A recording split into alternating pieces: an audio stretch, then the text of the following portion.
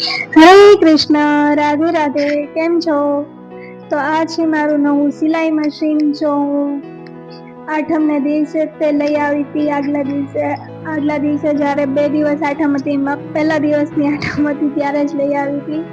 અને સ્ટેન્ડ છે એનું બીજા દિવસે આવ્યું હતું.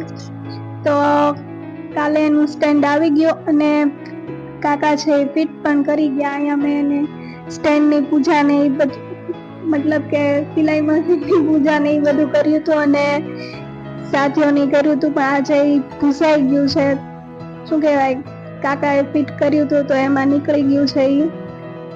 તો મને પછી બહુ એક્સાઇટમેન્ટ હતું, તો એક્સાઇટમેન્ટમાં ને મેં મુહૂર્ત પણ કરી નાખ્યું.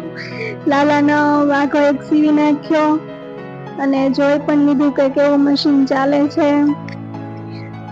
સરસ ચાલે છે ને મજા પણ આવે છે. પણ શું કહેવાય, પેલા બીજા મશીનમાં બેસતી હતી તો નીચે જે પેડલ આવે એની ઉપર જ તે પગ રહી જાય છે, તો ખબર વગર એકલું મશીન હાલવા લાગે છે, દબાઈ જાય છે નીચે. તો પણ કાંઈ નહીં, ધીમે ધીમે ફાવી જશે અને સરસ મશીન છે, મજા આવે છે.